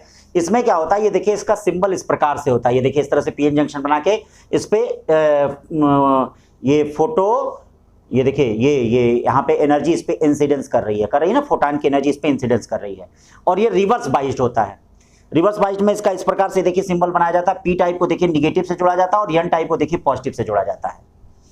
अब होता क्या है कि जब इस पे H new is greater than energy gap, energy gap हमने आपको बताया था, H new is greater than energy, मतलब फोटॉन की जो एनर्जी होनी चाहिए, जो लाइट इस पे इंसिडेंस कर रही है उसकी एनर्जी इसके एनर्जी गैप से ज्यादा होनी चाहिए। तो भाई जब एनर्जी गैप से ज्यादा होगी तभी तो बैलेंस बैंड से कंडक्शन बैंड में कूदेगा, तभी तो मैक्सिमम कोवैलेंट बॉन्ड टूटेंगे। तो अगर ये ज्यादा होती है, देखिए when A photo diode is illuminated with light photon of energy H new is greater than AG and increasing intensity, और लाइट की इंटेंसिटी इंक्रीज कर रही है, I3 is greater than I2 is greater than I1, the value of reverse saturation current increase with the increase in intensity। यानी जो saturation current होगी, इसमें जो सैचुरेशन करंट होगी वह इंक्रीज करेगा, ठीक है, इंटेंसिटी के अकॉर्डिंग, मतलब इंटेंसिटी के अकॉर्डिंग क्या करेगा, वह इंक्रीज करेगा। ठीक है, अब इसमें देखिए इसका IV कैरेक्टरिस्टिक कैसा होता है, ये देखिए करंट और वोल्टेज के बीच का इसका IV कैरेक्टरिस्टिक क्या होता है। ये देखिए ये I हो गया और ये क्या हो गया, V। IV कैरेक्टरिस्टिक क्या हो गया, तो IV कैरेक्टरिस्टिक में ये देखिए फॉरवर्ड करंट होता है, इधर रिवर्स करंट होता है। तो चूंकि रिवर्स बाइस्ड है, रिवर्स बाइस्ड है, मान लो I1 इंटेंसिटी पे करंट जो होती है वो देखिए इस प्रकार से होती है। अब हमको अगर और ज्यादा करंट चाहिए तो हम इंटेंसिटी बढ़ाना पड़ेगा, तो ये देखिए तब जाके ये सैचुरेशन स्टेट से ज्यादा करंट मिलेगी। अब और करंट चाहिए तो हमको इंटेंसिटी I3 बढ़ाना पड़ेगा, तो ये देखिए तब करंट मिलेगा। और हमको अगर रिवर्स करंट चाहिए तो हमको इंटेंसिटी क्या बढ़ाना पड़ेगा, यहाँ I4 is greater than I3 is greater than I2 is greater than I1 है। ठीक है, इसको याद रखिएगा, इसी प्रकार की चीजें इसमें मिलती हैं। ये IV कैरेक्टरिस्टिक है इसका फोटो डायोड का। हो सकता है इसी तरह का डायग्राम बना के पूछ दे कौन सही है, तो आपका इस प्रकार का जो होगा वह IV कैरेक्टरिस्टिक है।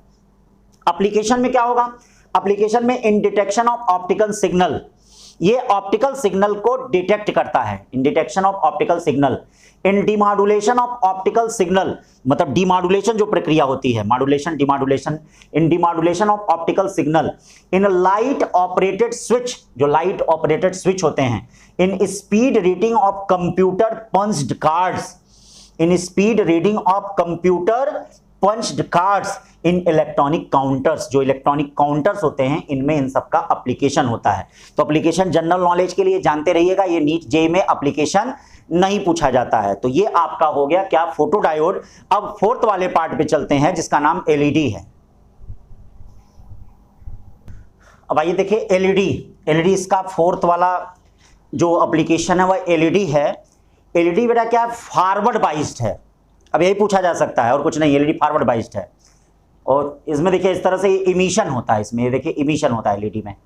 ठीक है भाई, एलईडी लाइट इमिटिंग डायोड नाम है इसका, तो इमिशन होगा कि नहीं। ठीक है, अब ये जो फैक्टर हैं, इसके जो रंग वंग है, कलर वलर है एलईडी के, उन किन किन चीजों पे डिपेंड करते हैं।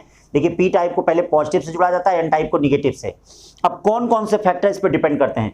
देखिए colour of light emitted by an LED depends on its band gap. याद रखिएगा, क्वेश्चन पूछा गया है, ठीक है। मतलब जो कलर होता है लाइट इमिटेड डायोड का, depends on the band gap, मतलब जो एनर्जी होती है उस पर डिपेंड करेगा, ठीक है।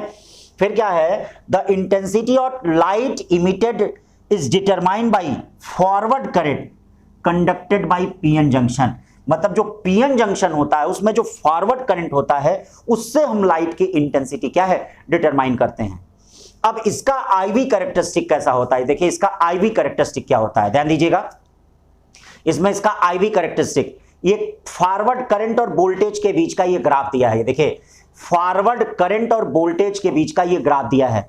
तो इसका आईवी कैरेक्टरिस्टिक क्या होता है, इसमें देखिए ये पूछा भी गया है, जैसे जेई में अभी तक पूछा गया है, एनसीईआरटी में इसका आईवी कैरेक्टरिस्टिक नहीं दिया है, लेकिन जेई में इनमें इसका पूछा गया है, तो उसी से मैंने आपको बनाया है। ये देखिए विबग्योर आप जानते हैं, विबग्योर इधर से चलता है। ये देखिए ब्लू मैंने बनाया है, ग्रीन बनाया है, ये बीच में येलो है, और ये रेड है, और ये इंफ्रारेड है। क्या है ये, इंफ्रारेड है। तो इस तरह से, क्योंकि इंफ्रारेड का भी रेडिएशन इसमें इमिशन होता है, मतलब जो एलईडी होता है वह इंफ्रारेड भी होती है, और जो इंफ्रारेड रेडिएशन आती है वो जैसे कई कामों में यूज आती है। बर्गलर अलार्म में यूज होती है, जो चोर सूचक घंटी होती है, और भी कई ऑटोमेटिक दरवाजों में यूज होती है। जो आप दरवाजे के सामने गए दरवाजा खुल गया, जो आप गए तो वो क्या है बंद हो गया। तो इन सब चीजों में भी इसका यूज होता है, ठीक है। ये आपका, ठीक है, इंफ्रारेड एलईडी होता है, ठीक है। तो ये आईवी कैरेक्टरिस्टिक हो गया, इस तरह से इसका आईवी कैरेक्टरिस्टिक होता है। ये देखिए सिंपल लैंप से, सिंपल जो लैंप होता है उससे और एलईडी का क्या है एडवांटेज, क्या है advantage of LED over conventional, क्या कन्वेंशनल जो लैंप्स होते हैं उनसे, low operation voltage and less power consumption. मतलब एलईडी में क्या, जैसे आप देख ही रहे हैं एलईडी प्रचार, भाई हमारे प्रधानमंत्री ने क्या है एलईडी प्रचार बहुत ज्यादा किया। 2 सालों में आप देख रहे हैं घर घर में वो एलईडी बल्ब पहुंच गया कि नहीं, ठीक है भाई। देखिए पहले पीला वाला बल्ब था, फिर सीएफएल आया, फिर एलईडी आया। अब देखिए पता नहीं क्या आएगा, साइंस का डेवलपमेंट होगा तो कुछ तो आएगा ही, ठीक है। लेकिन इस समय सबसे जरूरी है भैया कोरोना की वैक्सीन।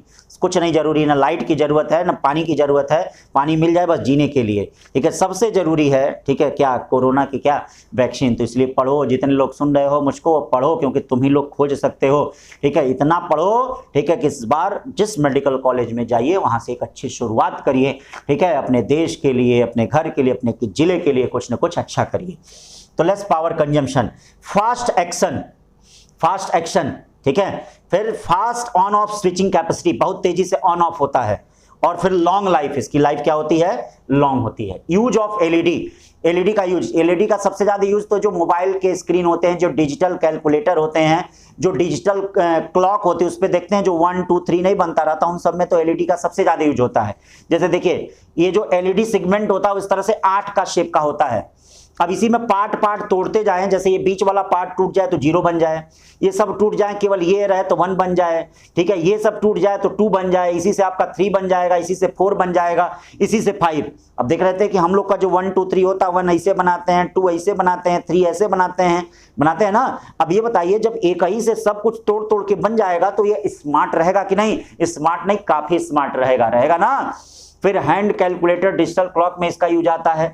इमेज स्कैनिंग सर्किट, ठीक है, जो फोन का होता है, पिक्चर फोन जो होता है, इमेज स्कैनिंग सर्किट में यूज होता है। ऑप्टिकल कम्युनिकेशन में यूज होता है। Infrared LED use in burglar alarm, ठीक है, infrared LED use in burglar alarm में यूज होता है, ठीक है। अब आओ देखते हैं सोलर सेल। चलो भाई अब सोलर सेल देखते हैं। सोलर सेल आप देख रहे हैं आजकल सोलर सेल का महत्व, हमारी सरकार भी, ठीक है, सोलर सेल का प्रचार बहुत ज़्यादा कर रही है। आप अपने अपने हॉस्पिटल बनवाएंगे या आप अपनी आईटी कंपनी या बड़ी बड़ी कंपनियों को स्थापित करेंगे तो उनके ऊपर देखिए सोलर पैनल बहुत लगवा रहे हैं। कई हॉस्पिटल में मैंने देखा है कि सोलर पैनल, और डायरेक्ट एसी या पंखे उससे चलते हैं दिन में। और जो लोग और थोड़े पैसे वाले होते हैं स्टोरेज बैटरियाँ रख लेते हैं, उसमें क्या होते हैं वह चार्ज को कंजर्व कर लेते हैं, और जब इलेक्ट्रिसिटी मतलब दिन चला जाता है तो रात को भी वह काम करता है।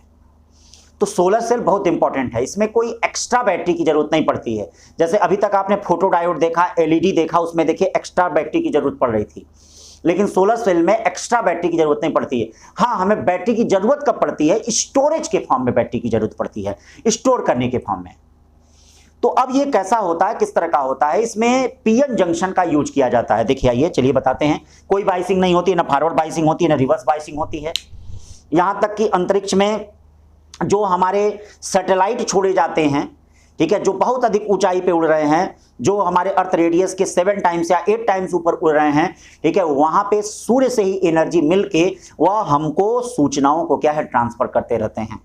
ठीक है, इतने इंपॉर्टेंट हैं, इतना इंपॉर्टेंट सोलर सेल है। ठीक है, सोलर सेल के बहुत ज्यादा यूज हैं। तो अब देखिए सोलर सेल का कैसे होता है। ये देखिए मान लीजिए लोड रेजिस्टेंस है, हमको सोलर सेल में क्या है, सोलर सेल से हमको करंट भेजना है इस लोड रेजिस्टेंस में। तो ये देखिए पीएन जंक्शन होता है, पीएन जंक्शन होता है। तो उसी तरह से पी टाइप में आपके क्या होते हैं, किसकी मात्रा ज्यादा होती है, देखिए पी टाइप में इसमें जो मात्रा होती है वह आपकी क्या होती है, होल की मात्रा होती है। ये देखिए होल की मात्रा होती है, ये होल की मात्रा होती है। और इसमें आप जानते हैं इलेक्ट्रॉन की मात्रा होती है, इसमें आप जानते हैं इलेक्ट्रॉन की मात्रा होती है, आपको पता है। अब देखिए भाई इलेक्ट्रॉन की मात्रा होती है। अब क्या होता है, आप जानते हैं कि जब इस पे जो प्रकाश गिरता है, ये देखिए एच न्यू, यानी ये H new is greater than क्या होना चाहिए, एनर्जी गैप होना चाहिए। तो जब H new is greater than energy gap से ज्यादा, मतलब फोटान की एनर्जी इसके एनर्जी गैप से ज्यादा होती है, उसका जब प्रकाश इस पे गिरता है, तो आप देखते हैं कि इस पीएन जंक्शन के जो कोवैलेंट बॉन्ड होते हैं, covalent bond of PN junction, ये ब्रेक हो जाता है। तो जब ब्रेक हो जाता है तो इसमें अब डिफ्यूजन और ड्रिफ्टिंग होने लगती है इलेक्ट्रॉन्स और होल्स की। और इलेक्ट्रॉन्स और होल्स की जब डिफ्यूजन और ड्रिफ्टिंग होने लगती है तो इसमें क्या होता है, इसमें देखिए इसमें एक डिप्लेशन लेयर बन जाता है, जिसमें इधर आके आपके होल्स रुक जाते हैं, इधर आपके इलेक्ट्रॉन्स रुक जाते हैं। हो जाता है कि नहीं। और यहां पे एक पोटेंशियल डेवलप हो जाता है, देखिएगा एक पोटेंशियल डेवलप हो जाता है। इस प्रकार से देखिए एक पोटेंशियल डेवलप हो जाता है। ठीक है, एक पोटेंशियल यहां पे डेवलप हो जाता है और डिफ्यूजन करंट यहां पे ड्रिफ्ट करंट से ज्यादा हो जाती है। देखिए इसी को फोटोवोल्टिक इफेक्ट कहते हैं, कि मतलब एनर्जी के कारण खुद वोल्टेज का डेवलप हो जाना, वह क्या कहलाता है, फोटोवोल्टिक इफेक्ट कहलाता है। यानी यहां पे फोटोवोल्टिक इफेक्ट कहलाता है। ये देखिए यहां पर डेवलप हो जाता है और इसमें ये देखिए इस प्रकार से करंट ऐसे आती है, ये करंट ऐसे, करंट ऐसे, करंट ऐसे, करंट ऐसे, करंट और ऐसे करंट, इस प्रकार से ये करंट आ जाती है कि मतलब पी टाइप से एन टाइप की तरफ ये करंट चलने लगती है। ठीक है, तो क्या करंट डेवलप हो गया कि नहीं, लोड रेजिस्टेंस में करंट मिल गया कि नहीं। ठीक है, तो ये क्या होता है भैया, पहला काम इसमें याद रखिएगा, फोटान की एनर्जी यानी प्रकाश की एनर्जी एनर्जी गैप से ज्यादा होनी चाहिए। और जब ज्यादा होती है तो पीएन जंक्शन के कोवैलेंट बॉन्ड टूटते हैं, जिसके कारण पी टाइप से होल्स आपके इधर, एन टाइप से इलेक्ट्रॉन्स भी इधर जाते हैं, बीच में एक डिप्लेशन लेयर बन जाती है। ठीक है, और उस डिप्लेशन लेयर के कारण यहाँ पे वोल्टेज डेवलप होता है, पोटेंशियल डिफरेंस डेवलप होता है। इसी को हम फोटोवोल्टिक इफेक्ट कहते हैं, फोटोवोल्टिक इफेक्ट कहते हैं। ठीक है, अब यहां पर आईवी कैरेक्टरिस्टिक इसका क्या मिलता है, आईवी कैरेक्टरिस्टिक देखिए, आईवी कैरेक्टरिस्टिक कई बार पूछा गया है। तो ये करंट और वोल्टेज के बीच का ग्राफ है, करंट और वोल्टेज के बीच का ग्राफ है। तो देखिए ये open circuit voltage, open circuit voltage आपका ओपन सर्किट वोल्टेज है ही, और ये शॉर्ट सर्किट करंट होती है। ये देखिए जैसे वोल्टेज यहां पे ऐसे ऐसे ये देखिए बढ़ता जाता है, तो इसमें ये करंट आपकी शॉर्ट सर्किट करंट इस प्रकार से इसमें यहां से ये ऐसे चेंज होती जाती है। तो ये यहां पर ओपन सर्किट वोल्टेज होता है, देखिएगा आईवी कैरेक्टरिस्टिक बहुत इंपॉर्टेंट होता है। और ये शॉर्ट सर्किट करंट होता है, क्या होता है, शॉर्ट सर्किट करंट होता है। अब ये क्या है भैया, पॉल्यूशन फ्री होता, कोई पॉल्यूशन होता नहीं है, लॉन्ग लास्टिंग होता है, मेंटेनेंस फ्री होता है, मेंटेनेंस फ्री होता है। इसकी एप्लीकेशन जबरदस्त है, चार्ज स्टोरेज बैटरी, जैसे बैटरियों को रखिए, ठीक है, उसमें चार्ज को स्टोर कर लीजिए, रात में आप स्ट्रीट लाइट जला लीजिए, ठीक है, या रात में अपने घरों में पढ़ लीजिए। ठीक है, जैसे कर लीजिए, photo cell is used in the light meter in photography. ठीक है, फोटोग्राफी में भी इसका यूज होता है। स्पेस क्राफ्ट में जो सोलर पैनल होते हैं वह प्रोवाइड इलेक्ट्रिसिटी, वह इसको इलेक्ट्रिसिटी को प्रोवाइड करते हैं। ठीक है,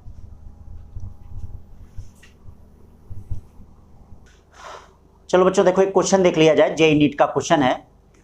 फिर ये आपका टाइप ऑफ पीएन जंक्शन मैंने आपको बता दिया, बहुत अच्छे से बता दिया बेटा। अब इसमें इससे ज़्यादा अच्छे से पढ़ने की ज़रूरत नहीं है, बहुत अच्छे से, लेकिन मैंने कंपटीशन के लिए बहुत अच्छे से बता दिया जो भी मेन चीज़ें होती हैं। अब इसमें किस प्रकार से क्वेश्चन है, देखिए, if in a PN junction a square input signal of 10 voltage applied as shown, ये देखिए एज शोन इस प्रकार से है, +5 वोल्ट है, -5 वोल्ट है, ये आपका डायोड है, ये लोड रेजिस्टेंस है। तो करा the output across RL will be, ये जो आरएल है, ये जो लोड रेजिस्टेंस है, ये जो लोड रेजिस्टेंस है इसके अक्रॉस आउटपुट क्या होगा, output across RL will be, ठीक है, the output across RL will be, इस RL के अक्रॉस आपको आउटपुट बताना है। तो ये बताइए सबसे पहली चीज, 4 ऑप्शन आपके पास हैं, A देख लीजिए, B देख लीजिए, C देख लीजिए, D देख लीजिए।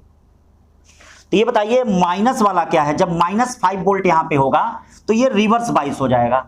तो जब रिवर्स बाइस हो जाएगा तो क्या आउटपुट ऑब्टेन होगा, इसका मतलब इस -5 वोल्ट का आउटपुट यहां पे ऑब्टेन नहीं होगा, क्योंकि एक ही डायोड है। हाँ, अगर डबल डायोड होता तो इसका भी आउटपुट ऑब्टेन होता, ठीक है, क्योंकि एक रिवर्स बाइस में होता, दूसरा फॉरवर्ड बाइस में काम करता। तो अब इसका तो कोई ऑब्टेन होगा ही नहीं। अब ये देखिए +5 वोल्ट है, तो अब इसके कारण जब ये इस पे आरोपित होगा तो ये आपका क्या है, इसको फॉरवर्ड बाइस बनाएगा। क्या बनाएगा, ये फॉरवर्ड बाइस, ये देखिएगा ये फॉरवर्ड बाइस, ठीक है, ये इस पे क्या बनाएगा, ये ध्यान दीजिएगा, ये फॉरवर्ड बाइस बनाएगा, ठीक है। तो ये ध्यान दीजिएगा, ये फॉरवर्ड बाइस बनाएगा। तो जब ये फॉरवर्ड बाइस बनाएगा तो इसका मतलब क्या हो जाएगा, इसका मतलब ये अगर फॉरवर्ड बाइस बनाएगा तो ये बताइए +5 वोल्ट का ही केवल आउटपुट हमको ऑब्टेन होगा। तो ये तो हो ही नहीं सकता, जो 10 वोल्ट का कहा है ये तो गलत हो जाएगा। अब बचा एक ये, तो -5 तो हो ही नहीं सकता है, क्योंकि +5 के कारण फॉरवर्ड बाइस हो रहा है और ये आउटपुट ऑब्टेन हो रहा है, तो यानी यही वाला होगा सिर्फ। कौन सा होगा, बी वाला ऑप्शन होगा, ठीक है बेटा। तो इस तरह से मैंने टाइप ऑफ पीएन जंक्शन आपको बता दिया, टाइप ऑफ पीएन जंक्शन मैंने आपको बता दिया। अब इसके बाद हमको सेमीकंडक्टर स्टार्ट करना है, सॉरी सेमीकंडक्टर का मतलब ट्रांजिस्टर हमको स्टार्ट करना है, कि ट्रांजिस्टर का एक्शन क्या है, ठीक है, ट्रांजिस्टर का कैरेक्टरिस्टिक क्या है, ट्रांजिस्टर एम्पलीफायर कैसे है, ट्रांजिस्टर स्विच की तरह कैसे है, और ट्रांजिस्टर से रिलेटेड प्रॉब्लम कराने हैं। तो इसके लिए आप लोग लेक्चर 5 का इंतजार करिए, ठीक है, और पढ़ते रहिए। जो आपके सामने मैं प्रस्तुत कर रहा हूं बेटा, पढ़ते रहिए, अभ्यास करते रहिए। और गुरुकुल अभ्यास टेस्ट सीरीज जो है, गुरुकुल अभ्यास टेस्ट सीरीज जो है, उसको सभी लोग ऐप के थ्रू क्या है, लगाएं, सॉल्व करें, प्रश्नों को लगाएं। अगर इतना कर लेंगे तो याद रखिए फिजिक्स में बहुत अच्छा पाएंगे, केमिस्ट्री में बहुत अच्छा पाएंगे, बायोलॉजी में बहुत अच्छा पाएंगे। जो भी गुरुकुल के अध्यापक टीचर आपके साथ इस समय लगे हुए हैं, जुड़े हुए हैं, उनकी बातों को ध्यान दीजिए, ठीक है। मैक्सिमम लोग, कुछ लोग ऑनलाइन क्लासेज ले रहे हैं, लाइव क्लासेज ले रहे हैं, कुछ लोग इस तरह से, जैसे हम वीडियो इस तरह से बना के क्या है आपको भेज रहे हैं। इन वीडियो को देखिए, पूरा समझिए। ये नहीं कि इसी तरह से अब अगले साल सिलेक्शन होगा, नहीं, इसी साल सिलेक्शन होगा, इसी साल आप मेडिकल कॉलेज में पहुंचेंगे 2020 में, ठीक है। तो मेरी बातों को मानिए और एक तपस्या करिए, तप करिए। तप देखिए बहुत जरूरी है। सभी लोग आज भगवान का त्राहिमाम कर रहे हैं। कई लोग कहें कि मंदिर, मस्जिद, गुरुद्वारा सब बंद हो गया, कोई कोरोना की दवा नहीं खोज पा रहा है। अभी मैं एक वक्तव्य सुन रहा था जिसमें तपस्या, तप भगवान भी करते हैं, भगवान भोलेनाथ भी तप करते हैं, विष्णु भगवान तप करते हैं, ब्रह्मा जी तप करते हैं। तो बताइए हम लोग क्या हैं, मतलब वो लोग भी कार्य करते हैं। यहां तक कि आप लोग एक बात जानते होंगे, सती जी का देहांत हो गया था। सती जी जो है यज्ञ कुंड में कूद गई थी, उसको लेके भगवान भोलेनाथ कई दिन तक घूमे थे। फिर उनका जब पुनर्जन्म हिमालय किए हुआ, और विधाता ने लिख दिया था कि सती जो पार्वती है, पार्वती से ही भोलेनाथ का विवाह होगा। सारी कथा आप लोग जानते हैं। लेकिन उसके बाद भी भोलेनाथ को प्राप्त करने के लिए उन्होंने क्या किया, तप किया। तो तप, ये तप का मतलब क्या, तप का मतलब कर्म। तप का मतलब क्या होता है, कर्म होता है। जैसे हम अपना कर्म कर रहे हैं, तप का मतलब कर्म होता है। यहां तक कि साईं बाबा के बारे में भी कथा प्रचलित है कि साईं बाबा एक, ठीक है, एक नीचे, जमीन के नीचे बनाए हुए थे, जहां वह कई 2 साल 3 साल वह तपस्या करते थे। तब उसके बाद जब निकले तो उनकी वाह वाह हुई, जय जयकार हुई।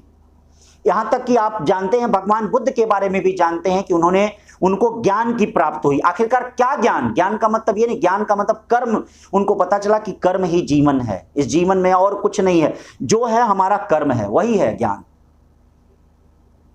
अच्छे कर्म, अच्छी मानवता, वही है हमारा क्या है, कर्म है। ये उनको ज्ञान की प्राप्ति हुई। लेकिन किसके बल पे, तपस्या के बल पे। तपस्या का मतलब क्या है, अपने कार्य के प्रति साधना, अपने कार्य के प्रति कर्तव्य निष्ठा, अपने कर्म के प्रति ईमानदारी, यही तपस्या होती है। यही तप होता है जिसको ब्रह्मा भी करते हैं, जिसको विष्णु भी करते हैं, जिसको महेश भी करते हैं, जिसको भगवान बुद्ध ने भी किया है, जिसको साईं बाबा ने भी किया है। सब लोग इस तपस्या को करते हैं और हम मनुष्य भूल जाते हैं। हम मनुष्य कहते हैं कि हे भगवान ये क्या ला दिए हो, ये कैसा रोग ला दिए, कैसा कहर डाल दिया, आज तुम्हारे मंदिर बंद है, आज मस्जिद बंद है, आज गुरुद्वारे बंद है, क्या बंद है, क्या कर रहे हो तुम। यहां तक कि भगवान भी कर्म में लिप्त है, तो भगवान हमारी मदद कहां से करेगा।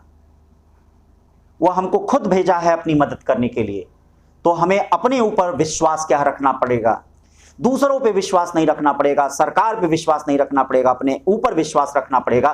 तभी जाके हम अपने लक्ष्य को प्राप्त कर सकते हैं और तभी आप एक अच्छे क्या है होनहार, ठीक है, एक अच्छे डॉक्टर, एक आईटीएंस बन सकते हैं जो अपने देश को विकासशील से विकसित की ओर क्या है ले जा सकते हैं और एक संस्कृति प्रधान, ठीक है, अर्थ प्रधान, मजबूत राष्ट्र का निर्माण कर सकते हैं। तो यही पढ़ाने का मेरा उद्देश्य है बेटा, कि आप संस्कृतवान हो, आपकी संस्कृति, जो पढ़ाई करिए उस संस्कृति के में रह के करिए, आपका अर्थ उत्तम हो, आपका ज्ञान उत्तम हो, लेकिन संस्कृति हो, भारतीय संस्कृति, भारतीय परंपरा का ज्ञान हो और हमारे राष्ट्र का निर्माण हो। अब इसके बाद जब राष्ट्र का निर्माण होगा, लोग कहते हैं ना कि कैसे भारत नेतृत्व करेगा, तब भारत का नेतृत्व करेगा। कभी पैसे में प्रधान हो जा रहा, पता चला उसकी संस्कृति ही चली जा रही है, अपने माँ बाप सबको लोग छोड़ के चले जा रहे हैं। जब इस तरह की चीजें बैलेंस रहेंगी तभी हम भारत देश का क्या है निर्माण कर सकते हैं। इसके लिए हमको भी ईमानदार होना पड़ेगा और आप लोगों को भी अपने काम के ईमानदार होना पड़ेगा और अपने माता पिता के लिए, जो आपके माता पिता आपके लिए कर रहे हैं, उनको ध्यान दीजिए, उनके लिए बेस्ट करिए बेटा। ये सोचिए, ये समय सोचने का है कि अपने माता पिता के लिए बेस्ट किया जाए, रिजल्ट में अच्छा दिया जाए। तो मैं आपसे यही प्रार्थना करता हूं, जितने लोग मेरी बात को सुन रहे हैं, रिजल्ट लाइए, रिजल्ट ओरिएंटेड पढ़ाई करिए, फालतू फिजिक्स केमिस्ट्री बायोलॉजी मत पढ़िए, रिजल्ट ओरिएंटेड जो हमारे कंपटीशन के लिए जरूरी है, ताकि हमारा कंपटीशन में या तो ओनली वन या तो number one. Thank you so much.